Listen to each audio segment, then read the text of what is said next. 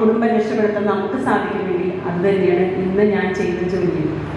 കാരണം ഒരു പഞ്ചായത്ത് പ്രസിഡന്റ് എന്ന് പറയുന്നത് നമ്മളൊക്കെ ജില്ലയുടെ അടയാളങ്ങൾ മാത്രമാണ്.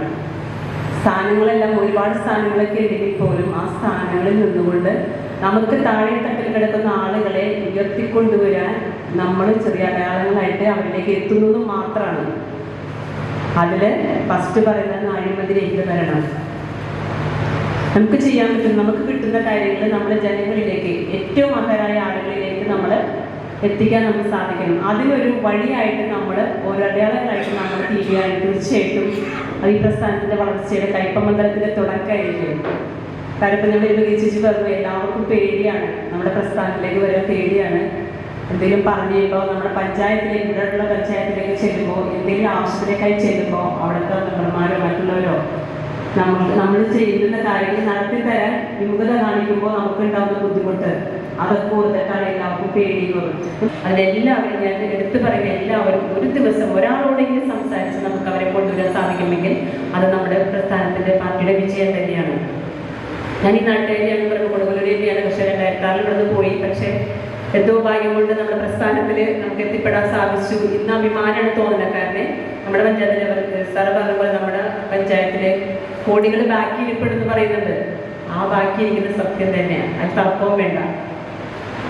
നമുക്ക് ചെലവഴിക്കാനായിട്ട് പഞ്ചായത്തിൽ ഭരണസമിതിക്ക് വരുമ്പോൾ നമുക്ക് എത്ര വേണമെങ്കിലും എങ്ങനെ വേണമെങ്കിലും പലതരത്തിൽ ചെലവഴിക്കാം. പക്ഷെ നമ്മളുടെ എല്ലാവരുടെയും ഓരോരുത്തരുടെയും നികുതി പണമാണ് അവിടെ കിടക്കുന്ന ഒരു ഉത്തമ ബോധ്യം നമുക്കുള്ളത്. തീർച്ചയായിട്ടും ആരും അത് അന്യായമായി ചെലവഴിക്കാൻ പോകില്ല. കാരണം നമ്മൾ വ്യക്തി കിട്ടുന്ന നികുതി പണം നമ്മൾ ഓരോ പദ്ധതികളായിട്ട് പൊതുജനങ്ങളിലേക്ക് നമ്മൾ ഓരോ വർഷം നമ്മൾ വെക്കുകയാണ്. അത് പൊതുസ്ഥാപനങ്ങളായിട്ടും റോഡുകളായിട്ടും ലൈറ്റുകളായിട്ടും എന്തെല്ലാം നമുക്ക് ചെയ്യാൻ പറ്റും, പൊതുജനങ്ങളിലേക്ക് ചെയ്യാൻ പറ്റുന്ന ആ കാര്യങ്ങളാണ് നമ്മുടെ ഈ ഫണ്ട് വെച്ചിട്ട് നമ്മൾ ഡെപ്പോസിറ്റ് ഇട്ടു എന്ന് വിചാരിച്ച് ആ ഫണ്ട് വെച്ചിട്ടാണ് നമ്മൾ ഓരോ വർഷവും അതിൽ നിന്ന് ഫണ്ട് എടുത്തിട്ടാണ് നമ്മൾ ഓരോ പദ്ധതികളും ചെയ്യുന്നത്. ആ പദ്ധതികൾ ചെയ്യുമ്പോഴാണ് ജനങ്ങളുടെ കാശ് നമുക്ക് ജനങ്ങളിലേക്ക് നല്ല രീതിയിൽ എത്തിക്കാൻ സാധിക്കുന്നുണ്ട്. അതിൽ അഴിമതി കൊണ്ടുവരുമ്പോഴാണ് നമ്മൾ ഒരു വർക്ക് തുടങ്ങുമ്പോൾ 10 ലക്ഷം ആണെങ്കിൽ ആ 10 ലക്ഷം ആ വർക്കിലേക്ക് വീഴണമെന്നുണ്ടെങ്കിൽ തീർച്ചയായിട്ടും നമ്മൾ നല്ല രീതിയിൽ ചെയ്തെങ്കിൽ മാത്രമേ ആ 10 ലക്ഷത്തിൻ്റെ വർക്ക് നമ്മൾ ചെയ്യാൻ സാധിക്കുള്ളൂ. പകരം മറ്റുള്ള രാഷ്ട്രീയക്കാർ ഭരിക്കുന്ന പോലെ ഭരിക്കുകയാണെങ്കിൽ അതിൽ 2 or 3 ലക്ഷം ആകുന്നതിലോ ഏത് വർക്കാണെങ്കിലും അതിലേക്ക് വീഴുള്ളൂ. ബാക്കിയെല്ലാം ഓരോരുത്തരുടെ ഭാഗമായിട്ട് മാറിപ്പോകും. അപ്പം ആ ഒരു അഴിമതി നമ്മൾ ഇല്ലാതാക്കിയപ്പോൾ നമ്മൾക്ക് ഫണ്ട് വന്നു.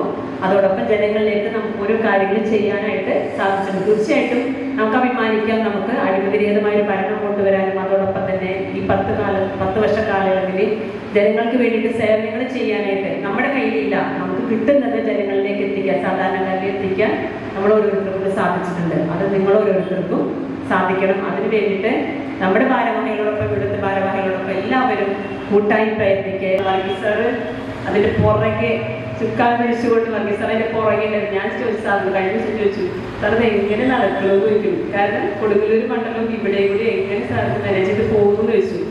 ശരിക്കും ഒരു എനർജി തന്നെയാണ് സാറിൻ്റെയൊക്കെ വീടുകൾ ഓരോ ദിവസവും വീടുകളിൽ കയറിയിട്ട് ഒരു 10 വീടാണെങ്കിൽ നമ്മൾ കയറി സംസാരിച്ച് കഴിയുമ്പോൾ ചിലപ്പോൾ അതിൽ 1 or 2 വീട്ടുകാരായിരിക്കും ചിലപ്പോൾ ഒരു നല്ല മനസ്സോടി വരുന്നത്. പക്ഷെ അത് നമുക്ക് മാറ്റം കൊണ്ടുവരാൻ സാധിക്കുന്നില്ല. പറഞ്ഞ പോലെ നമ്മൾ നമ്മുടെ പാർട്ടിയെ വിശ്വസിക്കുക, നമ്മുടെ പാർട്ടിയെ അതോടൊപ്പം തന്നെ നെഞ്ചിലേറ്റിക്കായിട്ട് തീർച്ചയായിട്ടും അത് കൊണ്ടുവരാൻ നമുക്ക് സാധിക്കും. അതോടൊപ്പം നമ്മുടെ കയ്പമംഗലം ഏറ്റവും നല്ല രീതിയിൽ 2020 ഭരണം കൊണ്ടുവരുന്നത് എന്താ പറയുക, സ്വപ്നമല്ല, അത് യാഥാർത്ഥ്യമാക്കാൻ നിങ്ങൾ ഓരോരുത്തർക്ക് സാധിക്കണം എന്ന് പറഞ്ഞുകൊണ്ട് എല്ലാവിധ ആശംസകളും അറിയിച്ചുകൊണ്ട് നിർത്തുന്നു. നന്ദി, നമസ്കാരം.